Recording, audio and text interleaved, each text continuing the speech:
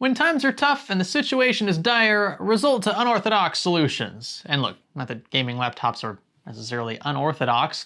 They certainly have their place in a stable market, but in this kind of market, with discrete graphics card prices soaring, laptops like these are strongly worth considering for gaming and content creation. Maybe not this one per se, but many gaming laptops out there are going to be better values at this point than full-on gaming desktops, despite more than likely their lack of performance to the comparable desktop solution. That's something I didn't think I would have to say for at least a few more years, and it's unfortunate that we're at this point. But if we have no other option, resort to the gaming laptop. We're going to see if this one here from MSI, the Stealth 15M, is worth your dollar. Stay with me. Corsair's latest Virtuoso RGB XT headsets promote uncompromised sound with precisely tuned 50mm high-density drivers and Dolby Atmos baked in. The detachable microphone sounds incredible for a gaming headset, I speak from experience there, and ear comfort from the padding is top-notch. Subtle RGB accents through perforated aluminum are the icing on the cake. Learn more about Virtuoso RGB XT headsets via the link below. Given the choice between a full-fledged gaming desktop and its laptop counterpart for an office setup, most will likely choose the former. You can often extract better performance per dollar out of desktop configurations where individual parts can be curated down to the very kinds of fans used. But with laptops, things are generally more restrictive. You're stuck with a certain display size, right? Your SKU might not offer high refresh rate panels. Your keyboard might be lackluster, not that you couldn't attach one, but it look a bit weird, admittedly. Laptops generally run extremely hot and loud, especially under load, and these are things you can better tweak in desktop configurations. Nonetheless, in today's hostile graphics card market, again, gaming laptops look hugely appealing. Not only are they generally better values, since they aren't necessarily subjected to the same kinds of scalping and mining markets discrete cards are, but they're also widely available. You don't need to resort to a queue system or eBay to obtain one for a decent price. And again, that's where this MSI Stealth 15M comes into play. Depending on the config you choose, it'll pack one heck of a punch for the money put down, depending on what you want to do.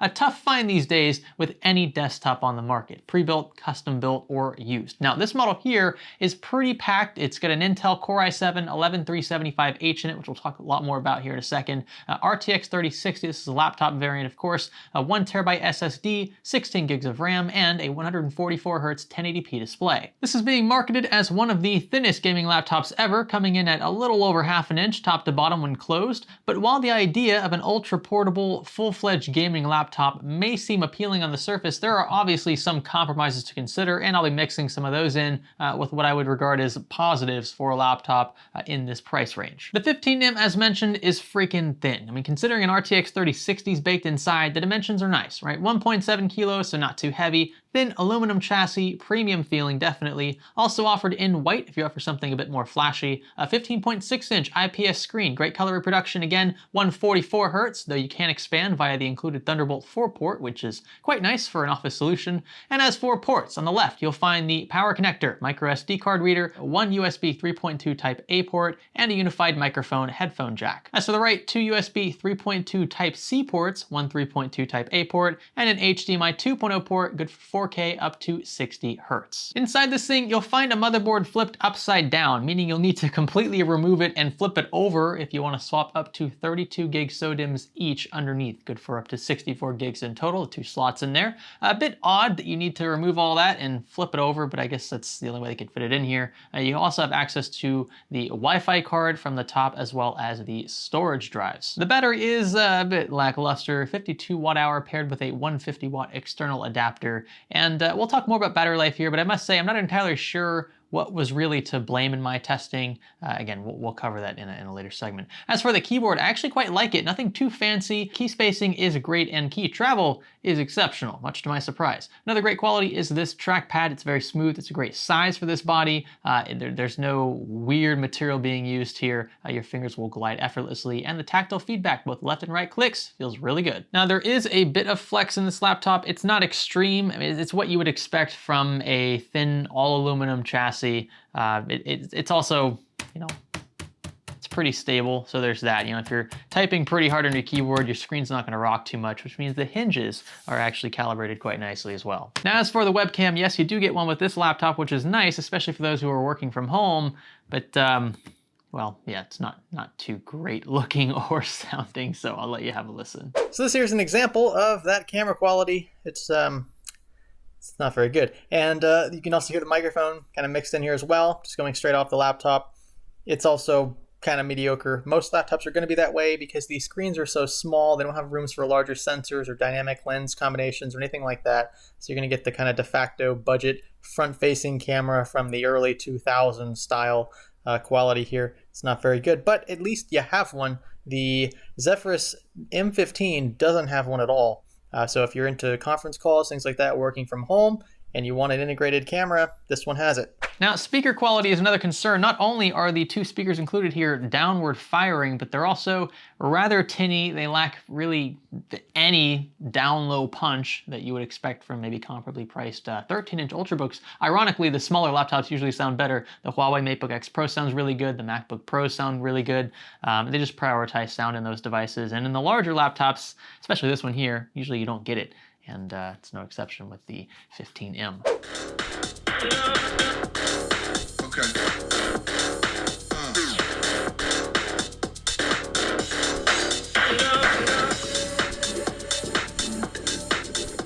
So bearing in mind that this model here with these specifications comes in at around $1,600, I want to talk about performance next. Intel's newest, well, it's not really the newest anymore, but Q1 Tiger Lake Core i7s are, for lack of a better phrase, a bit of a step back in one regard, a bit of a step forward in another. The most obvious difference is the core count disparity. So considering comparable chips from Intel in previous generations, like in this Zephyrus M15, we're sporting 6 cores and 12 threads. And this laptop, mind you, is much cheaper than the MSI one. Granted, there's a bit of a GPU disparity as well.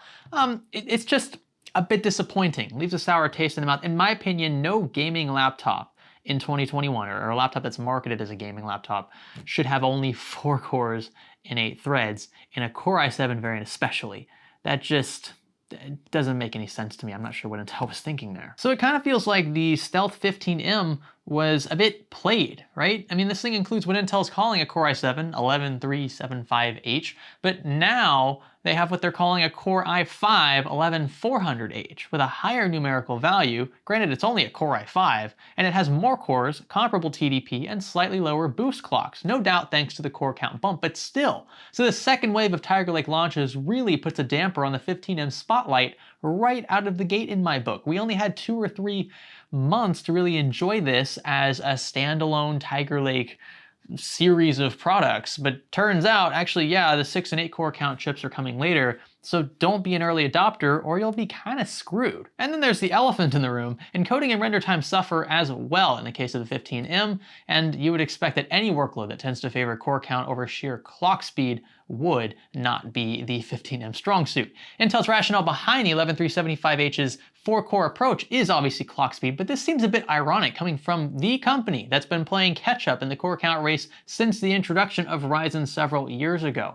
And before Ryzen, AMD was actually hyping up crazy core clock speeds of Bulldozer and Piledriver, Vishira hitting 5.1, 5.2 gigahertz out of the box, right? Oh, how the times have changed. Simply put, if I was buying a machine for any degree of content creation or streaming, I would avoid 4-core variants like these like the plague. Even if they're brand new and cost well over $1,000, it feels like a bit of a bait and switch to me. Intel's purposefully throwing in the Core i7 name here to kind of back this up, but we already know that a Core i5 is coming that has more cores than the Core i7. Granted, the clock speeds aren't nearly as good, but still, if I had to sacrifice a few hundred megahertz worth of clock speed to get an extra 2 cores and 4 threads, take my money. But okay, Greg, enough ranting. This thing's marketed as a gaming laptop, so how does it fare in games? Well, we would expect the RTX 3060 to pull most of the weight, particularly when combined with a 1080p display with higher presets in-game, which this can handle. But when pushing higher refresh rates, which this can also handle, at least the screen can, the CPU becomes much more involved, and that's where the 11375's clock speed kinda sorta takes over. I mean, look, a 5 gigahertz turbo boost across even a single core for a few seconds can go a long way in certain tasks, graphics. But nothing, in my opinion, can replace sheer core count with modern CPU architectures that all tend to, clock fairly well. So while these numbers appear decent on the surface, bear in mind that we're only gaming here. Streaming would cripple performance drastically, regardless of the encoding method used. That's of course assuming you're streaming and gaming at the same time. Streaming alone, yeah, it could handle that. And that leaves a bit of a sour taste in the mouth, knowing that you're limited in a laptop this expensive. I mean, personally, I'd take the 10750H out of our Zephyrus M15 review and throw this into here. I honestly do not think that it deserves to be called a Core i7. Core i5, maybe. Core i3, that's a bit more like it. Frequencies aside. I don't think frequency alone should justify what they call their SKU or what family of CPUs they throw this thing into. Now in 3D Mark TimeSpy, our scores beat out 43% of all submitted results, placing this slightly above what typical gaming laptops from 2020 would fare, and that's not too bad on the surface. However, you'll find that the Zephyrus, the cheaper ASUS offering, was actually scoring in the exact same percentile with a weaker 1660 Ti, and this is because while the notebook RTX 3060 performed much better on its own, the Zephyrus M15 6-core 10750H demolished the 11375H in the physics test. This narrative changes a bit in superposition while using the 1080p high preset. It's going to tend to be a bit more GPU intensive there, where the 3060 is allowed to flex its muscles a bit more, so 8954 versus 8218. But given the price difference here, you'd honestly expect the 3060 to do a bit more damage to the 1660 Ti, if I'm being frank. The small footprint and power limitations set by the manufacturer are ultimately what are holding this 15M back from MSI, but it doesn't really change the fact that you're paying a lot more for a product that's really not performing that much better than a 1660 Ti counterpart. Now, Dirt5's built-in benchmark was used in our Zephyrus M15 review, so I decided to load it onto the Stealth, and I was actually satisfied with the results. I mean, you can see how the CPU is venturing much closer to bottlenecking territory here than it is in the 6-core counterpart. I'll put these side by side so you can compare them. Mind you, this laptop is also a few $100s cheaper than the Stealth 15M. Again, I want to reiterate that. But despite the 11375's marginally better single-core yield and something like Cinebench, which certainly helps here, I'd still prefer the extra 2 disposable cores at slightly lower clocks for the possibility of streaming in the future. The impact on frame rates is significantly lower. Now, as for thermals, I mean, they're okay, right? Nothing out of the ordinary per se, not the worst I've seen, but certainly not the best.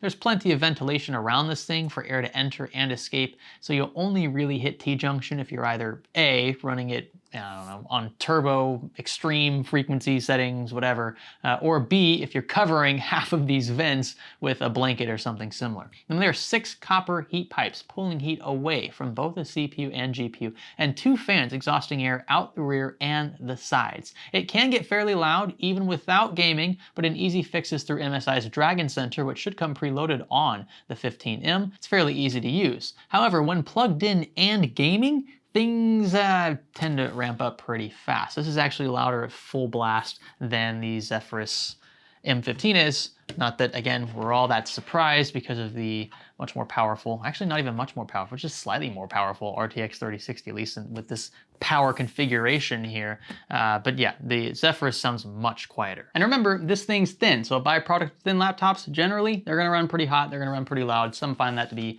a worthy trade-off. This laptop also becomes very, very hot to the touch while in this particular config here, especially while plugged in, but just gaming in general will make this thing run super hot. So be sure to have a table or something similar to set it on. Your lap will definitely thank you. The last point to discuss then is battery life, and this is another place where the MSI Stealth 15M really begins to fall short. This combination of hardware, it just being crammed into such a small footprint, again, has its limitations, and one of those is a smaller battery. Our Zephyrus M15, for comparison, had a 76 watt-hour lithium polymer pack, and it pays out dividends with screen on time, pulling out nearly twice the screen on time, in fact, in our YouTube playback test at 50% brightness over our 15M from MSI. So you'll want to be sure you're carrying your laptop's AC adapter with you if you walk out with one of these Stealth variants. Yeah, it's something that you can kind of sort of tweak in Dragon Center, but then again, you've got compromises with brightness and power limitations to both the CPU and GPU, and those are pretty immense, especially when you start tweaking it down to like super battery saver in the Dragon Center software suite. It is very noticeable that everything is being scaled back power-wise. This thing already turned off? I could have swore it was at 50% like 30 minutes ago. I swear I didn't script this. I was gonna open it up to end the video, but it's just totally dead.